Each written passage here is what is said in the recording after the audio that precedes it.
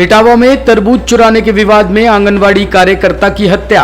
Civil line थाना क्षेत्र के ग्राम नरला पीर में तरबूज तोड़ने के विवाद में आंगनवाड़ी कार्यकर्ता की गोली मारकर हत्या कर दी गई है।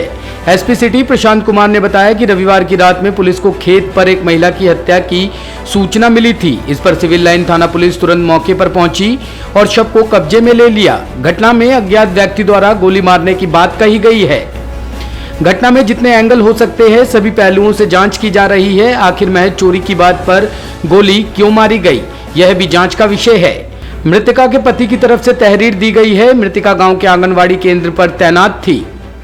उन्होंने बताया कि आधी रात खेत पर तरबूज तोड़ रहे चोरों का विरोध करने के लिए पति संग पहुंची। आंगनवाड़ी कार्यकर्ता की गोली मारकर हत्या कर दी गई। रामनिवास पुत्र दीनानाथ निवासी ग्राम सैदपुर नगला पीर के मुताबिक वह अपनी 45 वर्षीय पत्नी सुधा और बच्चों के साथ घर पर सो रहे थे। तभी रात करीब 11:30 बजे उनके घर पर श्रीपाल पुत्र पूरन लाल निवासी नगला पीर ने आकर बताया कि उनके खेत में चोर तरबूज की चोरी कर रहे हैं। श्रीपाल को इसकी सूचना मोबाइल फोन पर उनके बड़े भाई कृष्णा ने दी थी। दरअसल कृष्णा उस समय अपने खेत पर पानी लगा रहे थे। तब उन्होंने चचेरे भाई रामनिवास के खरबूजा और प्याज के खेतों में चोरों को देखा। घटना की सूचना होते ही रामनिवास अपनी पत्नी सुधा के साथ घर से निकलकर अपनी साइकिल से खेत पर चले गए। खेतों पर सभी लोगों ने मिलकर चोरों की तलाश शुरू कर दी। रात करीब 12:30 बजे झाड़ियों में छिपे बैठे अज्ञात लोगों द्वारा सुधा को गोली मार दी गई। रामनिवास लहूलुहान पत्नी सुधा को लेकर जिला अस्पताल के लिए दौड़ा।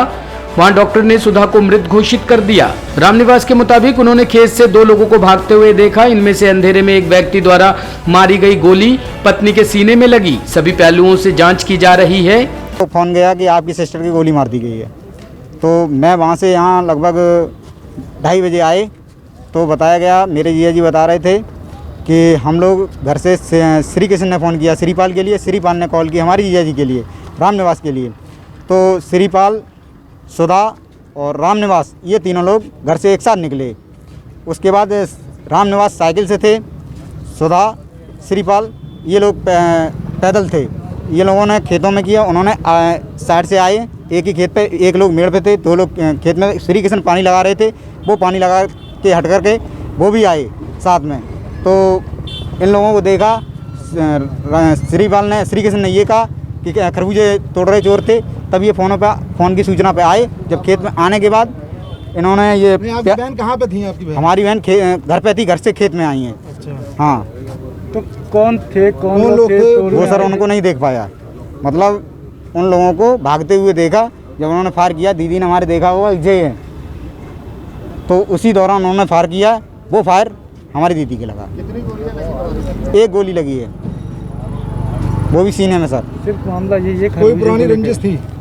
रंजिश तो सर कोई नहीं थी। खरबूजे का ही लेके होता था। तो खरबूजे तोड़ने को लेके विवाद के बाद विवाद भी नहीं हुआ। अच्छा। वहाँ प्याज भी खुदा पड़ा हुआ है। एक खेत में प्याज था, श्रीपाल का प्याज था, उनका प्याज भी खुदा पड़ा हुआ। प्याज में ही वो लोग बैठे हुए थे छुपे। अच्छा। तो श्रीपाल पे गोली चलाई थी उन्होंने? नहीं, उन्होंने, अब गोली तो सर हमें तो इतना नहीं, ये तो श्रीपाल, श्री कृष्ण और रामनिवास ही बता सकते क्लियर।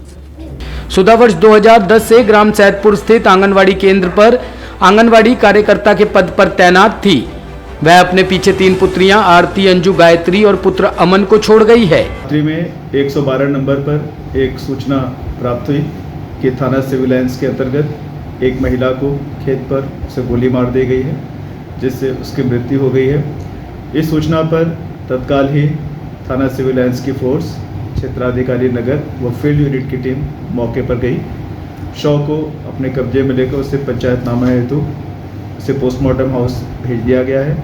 और परिवारिक जन के द्वारा एक तहरीर प्राप्त हुई है, जिसमें किसी अज्ञात व्यक्ति द्वारा उसे गोली मारे जाने के संबंध में है। इस सूचना पर तत्काल FIR पंजीकृत किया गया है और FIR के आधार पर पुलिस अपनी छानबीन और विवेचना इसमें कर रही है। पुलिस इसमें जितने भी एंगल हो सकते हैं, जितने भी चीज़ें हो सकती हैं, उन सभी पहलुओं पर हम जांच कर रहे हैं कि क्या ये गोलीकांड क्यों हुई, क्यों उसे गोली लगी। अब जहाँ तक घर वालों का कहना है कि रात में एक लड़का है श्री कृष्ण, जो कि उसका चचेरा भाई है, वो खेत पर पानी लगा रहा था। तो खेत पर ही उसे कुछ लोग मिले, दिखे, जो कि वहाँ खरबूज तोड़ रहे थे। इसकी सूचना उसने घर वालों को दी और इस सूचना पर घर के जब बाकी लोग आए तो उसी अंधेरे में वहाँ पर गोली चली है। इस संबंध में जांच की जा रही है। जांच और विवेचना में जो भी तथ्य प्रकाश में आए। टॉप स्टोरी ब्यूरो के लिए औरैया से नीलकमल की रिपोर्ट।